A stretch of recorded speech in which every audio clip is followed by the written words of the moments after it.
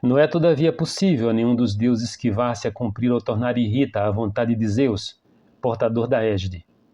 Diz ele que vive aqui um homem, o mais desgraçado de todos os heróis, que combateram em torno da cidade de Príamo durante 9 anos, e que no 10º, depois de terem posto a saque, regressaram às suas casas, mas que no regresso ofenderam Atena, a qual desencadeou contra eles um vento adverso e enormes vagas. Pereceram então todos os valorosos companheiros, mas a ele o vento e as ondas o arremessaram a esta ilha. Ordena-te, Zeus, que o deixes partir sem demora, pois não é seu destino que morra aqui longe dos seus, mas que reveja os amigos e retorne ao seu palácio de elevado teto e à terra dos seus pais. Assim falou. Calipso, a divina deusa, estremeceu e, erguendo a voz, dirigiu-lhes essa palavra alada.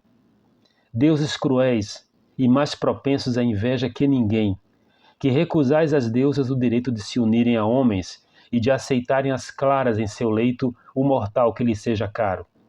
Assim, quando a aurora de dedos róseos escolheu Órion, vós, deuses, que levais uma vida bem alegre, vos indignastes e foi preciso que em Ortígia a casta Ártemis, de áureo trono, o matasse com suas suaves flechas. Odisseia, Rapsódia V, Homero, 8º século antes da Era Comum.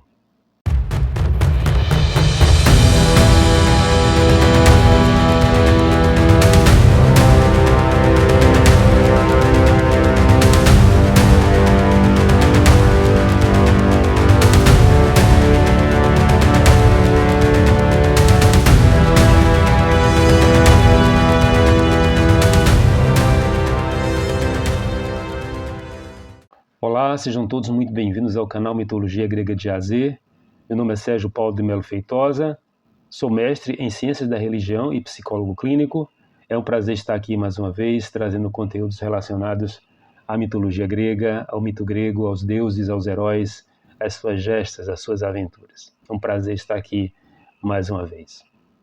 Estou trazendo aqui hoje um conteúdo relacionado à descendência de Poseidon. Acabei me demorando mais do que o normal, até por conta da própria pesquisa, mas a gente está aqui trazendo hoje o 3º episódio, a parte 3 da descendência de Poseidon, e nós vamos tocar hoje em 11 descendentes de Poseidon.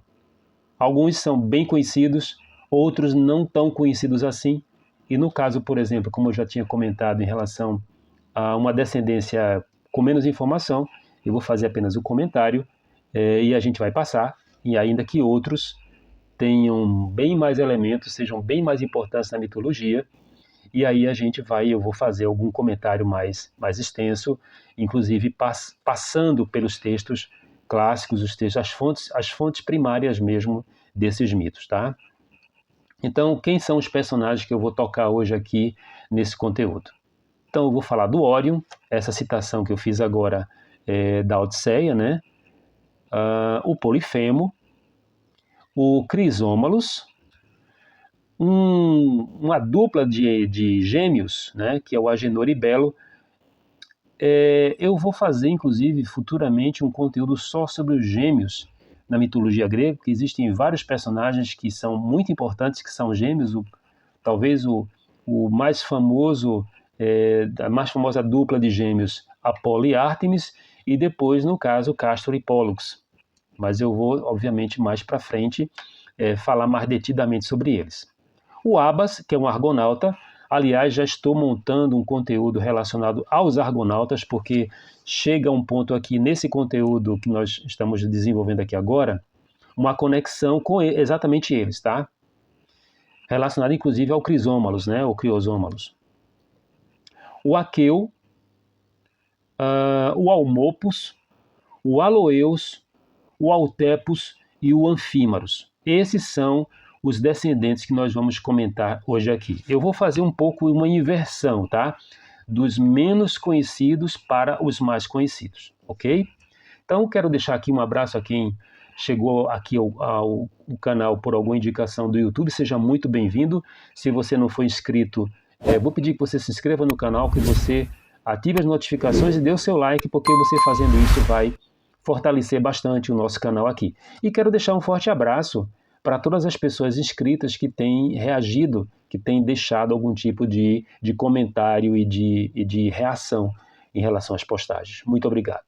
Bem, então eu vou fazer agora algum comentário em relação aos personagens que são personagens com mitos mais enxutos, mitos menores, em que o mito ele acabou tendo pouco a falar, infelizmente, no decorrer do tempo. A gente já viu isso até por perda de conteúdo, por perda de material que foi acontecendo durante os milhares de anos, né? Muita coisa foi perdida, infelizmente, né? Então a gente vai pontuar aqui, eu vou pontuar a partir de Aqueu, né? Então o Almopos, o Aloeus, o Autepos e o Anfímaros, né? Então no caso, por exemplo, começando por Aqueu, esse Aqueu, ele não é aquele Aqueu que vai ser, que vai dar origem à tribo dos Aqueus. Esse Aqueu aqui é um segundo Aqueu. Ele vai ser inclusive um argonauta. Ele é neto de Heleno, que vai dar o nome a todos os helenos, né, todos os futuros gregos. O Pseudigino, ele não cita essa origem, né? Ele já cita que o Aqueu, ou Ancaios, que em alguns momentos ele é chamado, ele chega a ser filho de Alteia, né, que é filha de Téstios, que vai ser um rei da ilha de Parteia e agora atualmente era chamada de Samos.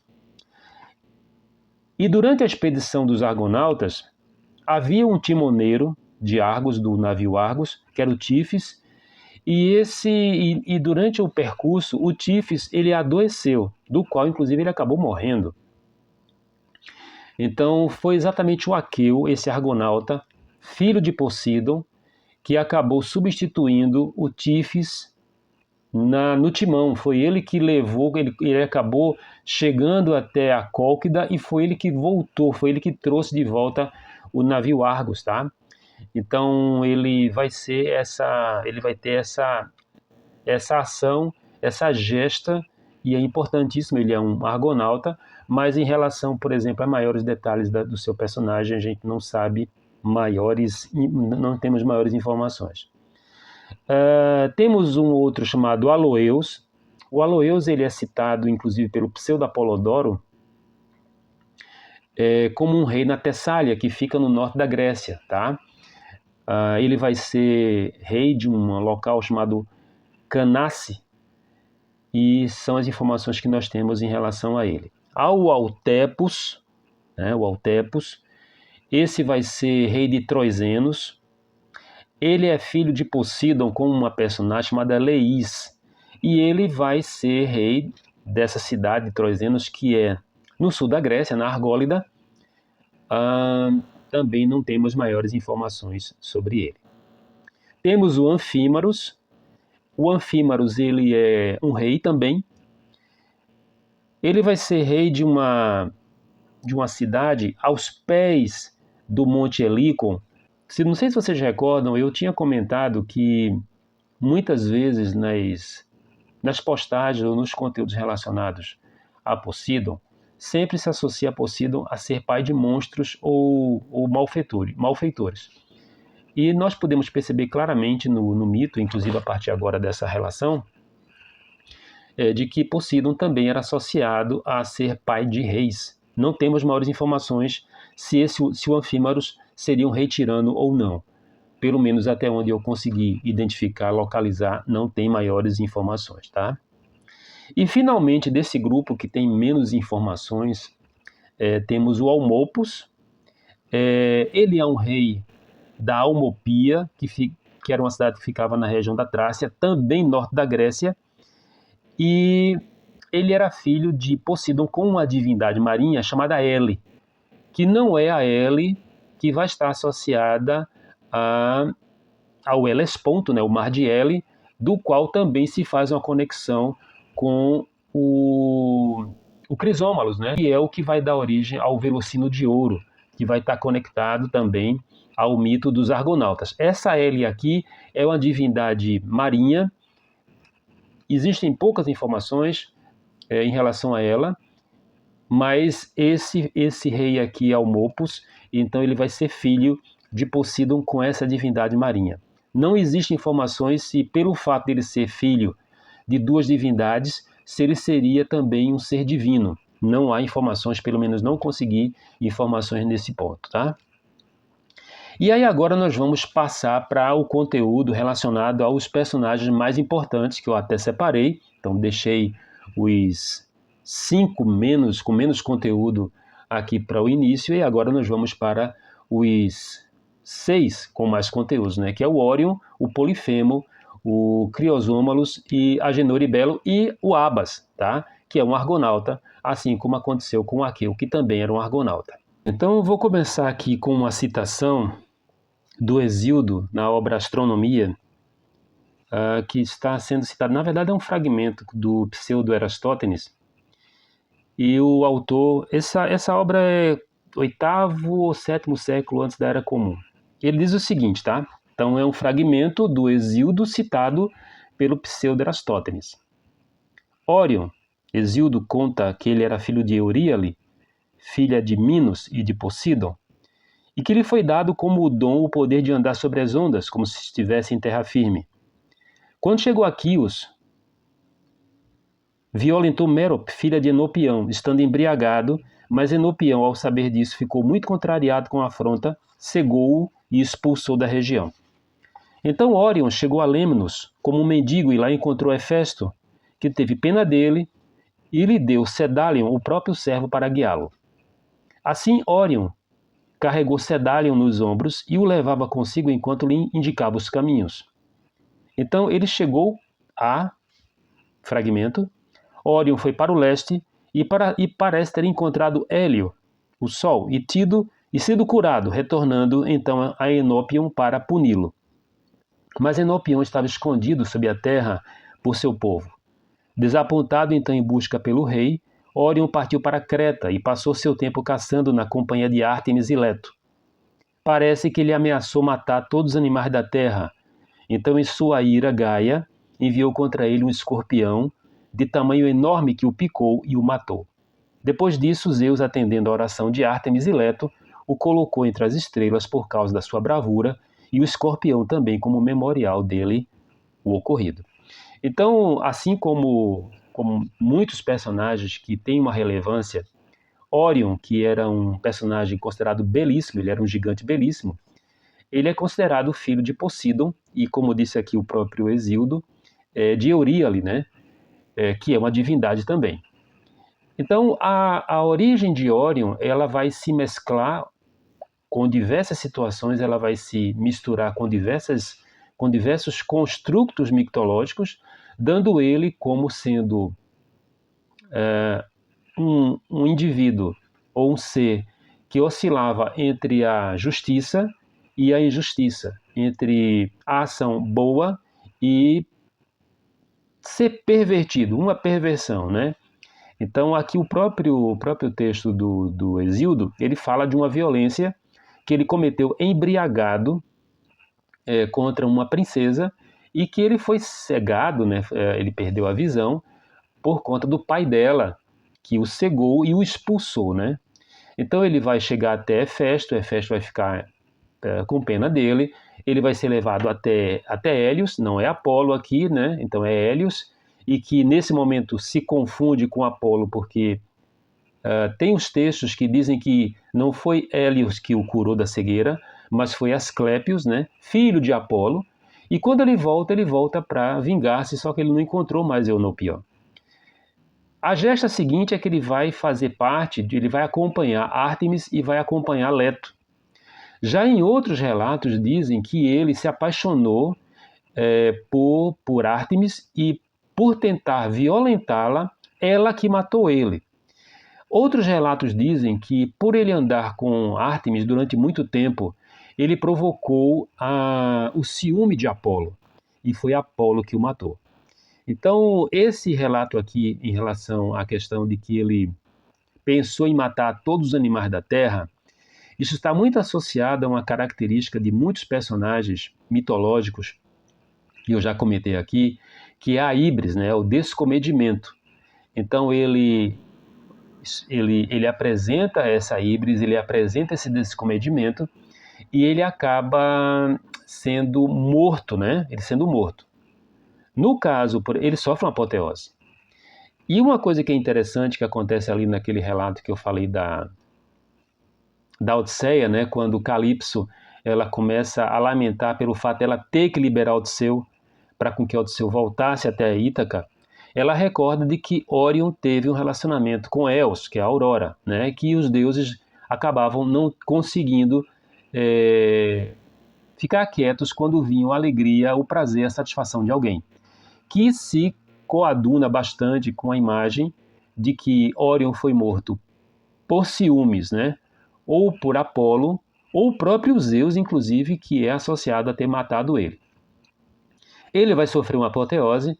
Ele, inclusive, como caçador, ele andava com diversos cães, ele tinha os cães da caçada, e o mais famoso cão de Órion é o cão Sirius, e eles vão sofrer a apoteose.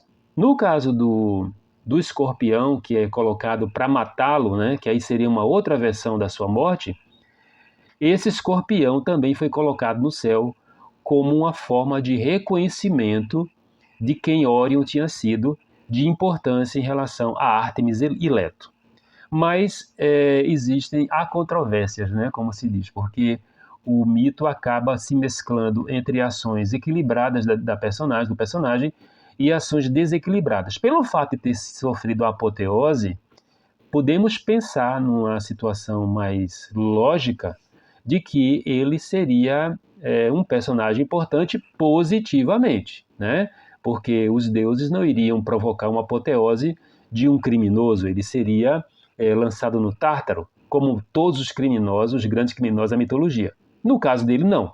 Ele sofreu uma apoteose e ele está nos céus, tá? Então, agora, curiosamente, quando se vê Sírios, principalmente, na antiguidade se via Sírios. Sírios era uma estrela que ela era como se esperasse que fosse acontecer grandes catástrofes. Então, quando Sírios estava muito luminosa no céu, problemas vinham por aí, tá? Essa era uma visão que os antigos tinham em relação a essa estrela. Talvez a gente não encontre um personagem com maiores informações, ainda que a gente não conheça muito antes do personagem, mas possivelmente nós não temos tanta informação de um personagem como nós temos em relação a esse que eu vou falar aqui agora, que é o Polifemo. Inclusive, na própria reprodução da mitologia, os Ciclopes, do qual o Polifemo faz parte, ele é um personagem que tem uma qualidade dentro da mitologia grega, principalmente inserido na Odisseia, que é incrível, né? Então, os relatos homéricos em relação a Polifemo e o próprio relato de Ovídio nas Metamorfoses deixam bem claro a importância do personagem. Então, o Polifemo ele é um gigante, né? Ele é um ciclope, filho de Poseidon com uma ninfa chamada Toosa, e ele vai morar numa região, de acordo com os mitógrafos, que seria hoje a ilha da Sicília, e esses gigantes, do qual sobreviveu, restou o nome de Polifemo, eles viviam de maneira completamente selvagem. Inclusive o próprio texto da Odisseia diz que eles não tinham os deuses em grande conta, tá? E aí eu vou fazer aqui uma leitura da Odisseia, que é no canto, na Rapsódia 9, que é quando Odisseu e a turma dele, eles acabam encontrando, eles aportam na ilha, e eles acabam encontrando a caverna, uma caverna imensa, e eles, obviamente, eles entram, curiosamente, né, e também estavam com fome, e eles acabam entrando na caverna, e pelo tamanho dos artefatos, eles observam que era um gigante que estava ali habitando. E o que é que o Homero, ele cita, né? O Homero cita o seguinte, aqui nessa Rapsódia 9. Chegando à terra que próxima estava, vimos no extremo dela, perto do mar, uma alta caverna, à sombra dos loureiros. Ali se recolhia muito gado miúdo, ovelhas e cabras. Em volta fora construída uma elevada cerca com pedras enterradas no chão, pinheiros esguios e carvalhos de espessa copa. Ali se albergava um homem gigantesco que sozinho apacentava as cabras, longe dos demais, pois não frequentava ninguém, vivia solitário e não respeitava nenhuma lei. Já era um indício para irem para longe dali, né? Era um portento colossal que em nada se assemelhava aos homens comedores de pão. Dir-se-ia antes um pico entevido que surge isolado no meio das altas montanhas. Vou pular um pouquinho aqui.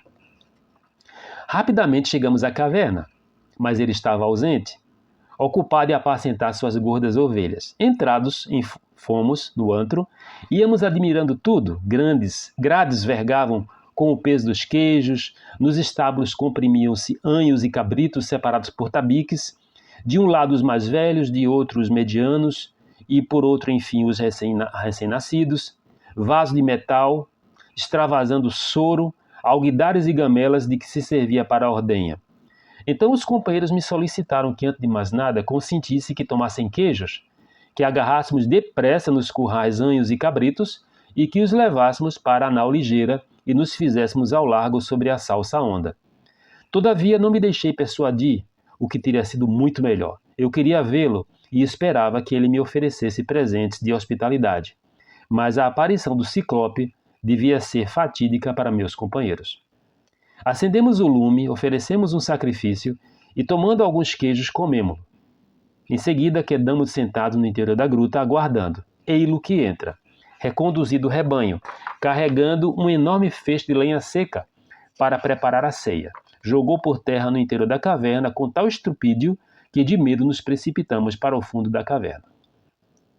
Em seguida, tendo feito coalhar metade do alvo leite, recolheu-o em pequenos cestos de junco que foi dispondo em cima das grades, a outra metade guardou em alguidares para bebê-la enquanto lhe aprouvesse durante a ceia. Rapidamente concluída a tarefa, acendeu a luz, o fogo, e então atentou-se para nós perguntando: Estrangeiro, quem sois vós? De onde vindes? Por sobre os úmidos caminhos. Vindes com algum negócio ou cruzais os mares à toa, como piratas que arriscam a vida sobre as ondas e levam desgraça a gente de outras terras? Somos aqueus, vindo de Troade, a quem os ventos de toda sorte desviaram do rumo sob o extenso abismo do mar. Queríamos retornar à pátria, mas chegamos aqui seguindo outra rota, outros caminhos. Ei-nos agora aqui, isso é o seu falando, né? Ei-nos agora aqui, a teus joelhos na esperança de receber tua hospitalidade e alguns dos presentes que é costume dar aos hóspedes. Respeita os deuses, egrégio varão. A ti dirigimos-nos com suplicantes. Zeus é o vingador dos suplicantes e dos hóspedes. É o Deus da hospitalidade, que acompanha os estrangeiros e quer que os respeitem. Assim falei. Ele, em ato contínuo, me replicou de ânimo inexorável. Estrangeiro, és um ingênuo? Ou vens de longe aconselhar-me que tema ou acate os deuses? Os ciclopes pouco se preocupam com Zeus, portador da égide, ou com os deuses bem-aventurados, porque somos muito mais fortes do que eles. Nem eu, por temor do ódio de Zeus, pouparei a ti ou a teus companheiros, a não ser que meu coração a isso me incite. Problema, né? E nós sabemos o que aconteceu com o grupo, pelo menos 4 companheiros de Odisseu. Eles foram comidos, né? Eles foram comidos por Polifemo. Então esse relato aqui é um relato inicial em relação à questão desse personagem, que é filho de Poseidon. E há um outro relato. E há outro relato que a gente encontra aqui nas Metamorfoses, que relaciona esse personagem já de uma maneira diferente, tá? Em que ele tem uma paixão por uma ninfa, que é a Galateia, tá? E é muito interessante, muito curioso, e é super importante esse texto.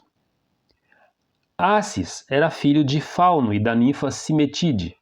Era a alegria de seu pai e de sua mãe, e mais ainda a minha. Soubera aprender-me a ele, era belo, tinha 16 anos e uma leve lanugem cobria suas faces delicadas. Eu o procurava e era procurada sem descanso pelo Ciclope. É a Galateia que está falando aqui, né, no texto. E se me perguntares o que estava mais presente em minha mente, se o ódio pelo Ciclope ou pelo amor por Assis, eu não saberia responder. Os sentimentos eram iguais. Quanto é poderoso o teu domínio, Vênus benevolente. Aquele selvagem que causa horror às próprias florestas, diante do qual nenhum forasteiro se arrisca impunemente, que despreza o grande Olimpo, e os deuses conhece o amor e é tomado de violenta paixão. Esquece seus rebanhos e de suas cavernas. E agora, ó Polifemo, preocupas em ser belo, em agradar, penteias com teu ancinho teus cabelos duros, resolve raspar como uma foice a barba e surta, e olhas a água tentando ajeitá-lo, teu rosto feroz. Abandonam-te o gosto pelo morticínio, a selvageria, a imensa sede de sangue, e os navios chegam e partem com segurança. Entretanto, Telemo, levado ao Etna, aproximou-se do terrível Polifemo e disse: Odisseu vai roubar-te teu único olho que tem na fronte. O ciclope pôs a rir. Tolíssimo adivinho, erraste, disse. Uma outra já me roubou. E assim ele despreza uma advertência verdadeira e continua ou a caminhar de um lado para outro da praia, com passos gigantescos, ou cansado, voltar à escuridão do seu antro. Então, essa história aqui, obviamente, ela está situada, apesar de ser um poema tardio em relação à Odisseia, então isso aqui é um poema tardio que fala de que os brutos também amam, né? Então Polifemo estava profundamente apaixonado pela ninfa Galateia. Ela obviamente não, como ela, o próprio personagem aqui está dizendo que ela sentia ódio por ele e esse ódio não foi resolvido, né? E pior, né? Porque ele acabou, por conta de ciúme, porque ele acabou encontrando Assis com ela na praia, ele acabou perseguindo os dois e num acesso de fúria ele pegou um rochedo e ele arremessou contra Assis e esmagou Assis, né? E aí, se havia uma possibilidade de Galateia vê-lo de uma outra forma, aí é que o ódio se instalou no coração dela e ele não conseguiu relacionar-se com ela. No caso ali dos relatos da Odisseia, então, de fato, o único olho dele foi vazado por Odisseu, que acabou criando um estratagema dentro da caverna. Não vou entrar em detalhes aqui, né? A gente vai, quando a gente for falar sobre o mito dos heróis, então eu vou falar de toda a ação de Odisseu com a sua turma, e também eu tenho uma intenção futura de fazer a leitura tanto da Ilíada quanto da Odisseia, e eu vou fazer algumas pontuações. Mas enfim, então, existem esses relatos que são relatos bem clássicos, tanto nas Metamorfoses de Ovídio quanto na Odisseia de Homero, em relação a esse personagem, esse filho de Posídon, que representa uma espécie de ilustração do que se imaginava como eram os filhos do grande abalador, né? Então, figuras gigantescas, figuras fora do controle, que estavam relacionados também a uma espécie de resquício da natureza indomável, da natureza que se tinha que ter muito cuidado, porque o aspecto selvagem da natureza poderia fazer com que os homens, as pessoas, né, os seres humanos acabassem morrendo. Inclusive, nós não podemos esquecer que o próprio relato da Odisseia diz que a maneira como os companheiros de Odisseu foram mortos no trajeto quando eles cometeram uma híbris contra Atena, é que foram mortos através do quê? De fenômenos naturais, né? Então houve um maremoto, uma tempestade, vagas, então foi assim que eles acabaram morrendo, do qual só restou Odisseu. Pensando agora em Crisómalos, eu vou fazer uma leitura aqui do Pseudo-Higino, né? Que é um poeta tardio do 2º século depois da Era Comum, e que o Pseudo-Higino diz o seguinte: Teófana, uma belíssima donzela, era filha de Bisaltes. Como muitos pretendentes a cortejassem, Posídon a raptou e a levou para a ilha de Crumissa. Quando os pretendentes souberam que ela estava lá, conseguiram um navio e partiram apressadamente para Crumissa. Para enganá-los, Posídon transformou, ele está falando de Netuno, tá? Mas para não confundir com o personagem romano, né? Porque na verdade o Pseudo-Higino é um autor romano, mas eu vou citar aqui o nome grego. Transformou Teófana em uma belíssima ovelha e assim mesmo um carneiro, e os habitantes de Crumissa em gado. Quando os pretendentes chegaram e não encontraram nenhum ser humano, começaram a bater os rebanhos e usá-los como alimento. Poseidon viu que os homens que haviam sido transformados em gado estavam sendo mortos e transformou os pretendentes em lobos. Ele próprio, em forma de carneiro, deitou-se com Teófana e dessa união nasceu Crisômalos, o carneiro de lã dourada, que carregava Frixo para Cólquida e cujo velo pendurado no bosque de Marte, Jasão levou embora. Então, esse personagem, o Crisômalos, ele é filho então dessa personagem, né, dessa princesa, né, uma donzela, a Teófana, e ela vai ser transformada em uma ovelha, assim como acontece com algumas histórias de personagens relacionados ao grande abalador. Então vai nascer o Crisômalos, e esse personagem há um desenvolvimento dele, né, um crescimento dele e tal, e depois ele vai ser uma peça fundamental quando Frixo e Helle, que são dois personagens ligados ao mito dos argonautas, eles acabaram fugindo por conta da perseguição de uma madrasta. E o Crisômalos ele se propõe a salvar essas duas pessoas. Frixo e Helle eram um adolescente e uma adolescente, né? Então eles tinham que fazer um trajeto muito grande, e no trajeto Helle caiu lá de cima, Helle caiu no mar e ela morreu afogada. O local onde ela caiu é o Helesponto. Se a gente observar em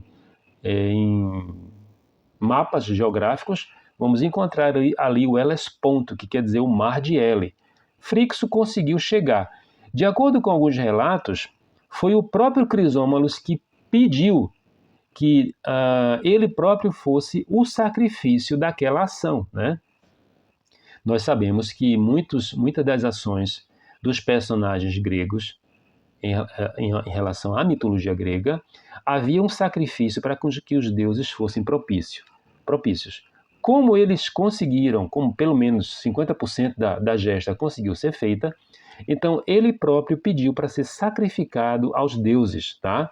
Outros relatos dizem que o próprio Frixo acabou sacrificando o carneiro divino, e daquela pele, que eram fios de ouro, né, ele foi colocado ali no bosque, onde um dragão, que era protetor de um bosque, que era o bosque de Ares, e ele protegia aquele lugar ali. Então, o velo de ouro, né, o velocino de ouro é exatamente isso. A gente muitas vezes vê nos contos mitológicos a história do velocino de ouro. Esse velocino de ouro nada mais é do que a pele de Crisômalos, que depois do sacrifício ele foi pendurado em um carvalho do bosque de Ares.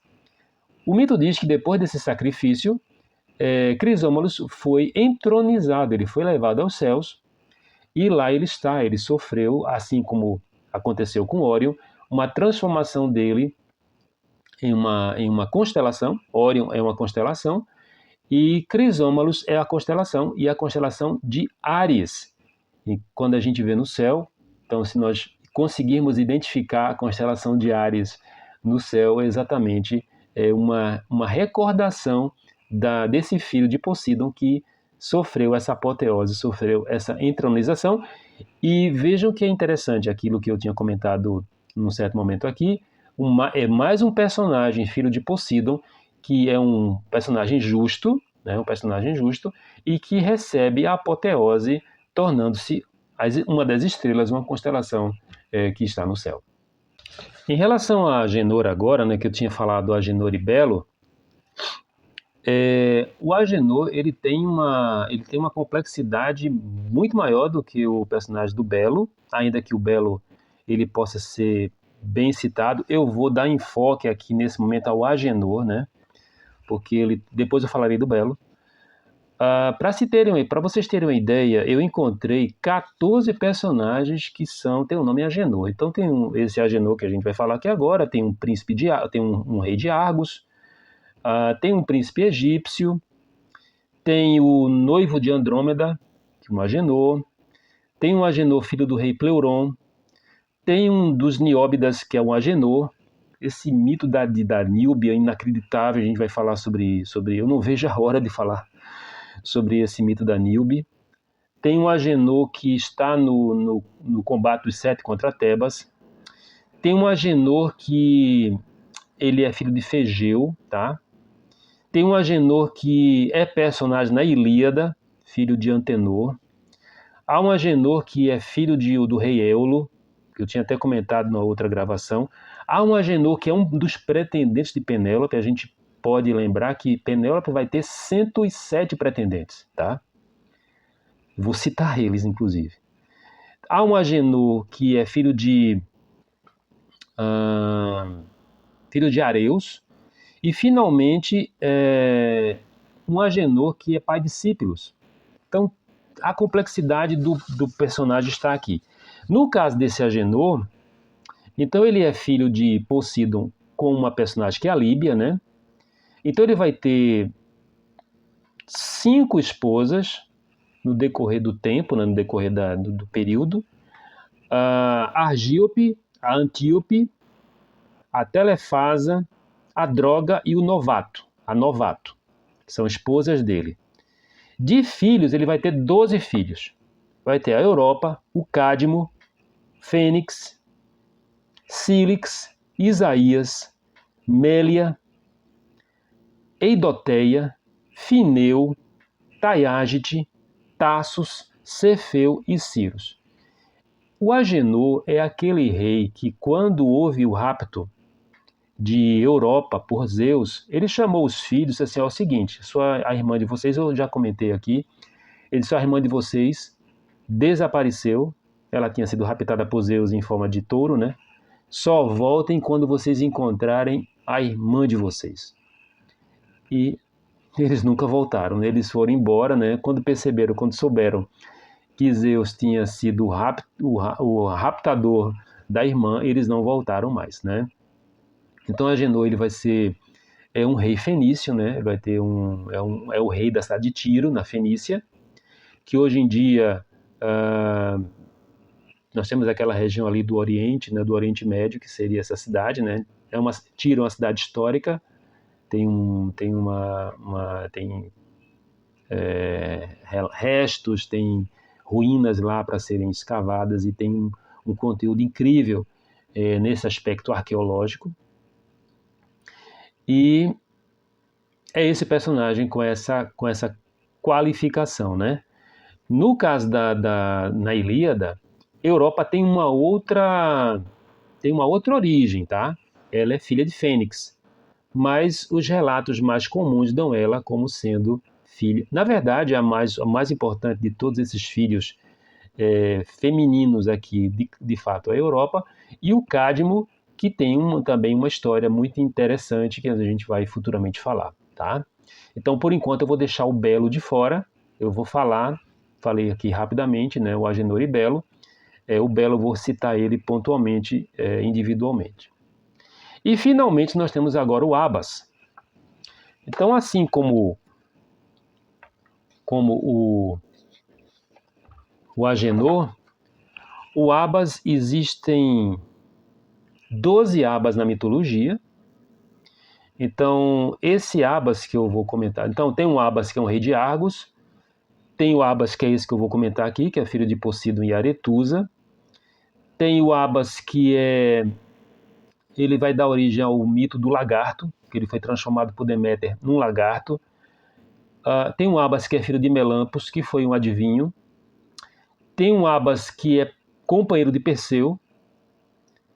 Tem um Abas que é um centauro, inclusive, que ele foi morto no casamento de Hipodâmia, né? Quando houve aquele conflito lá em relação aos centauros. Ele era um dos centauros, ele foi morto por Perseu.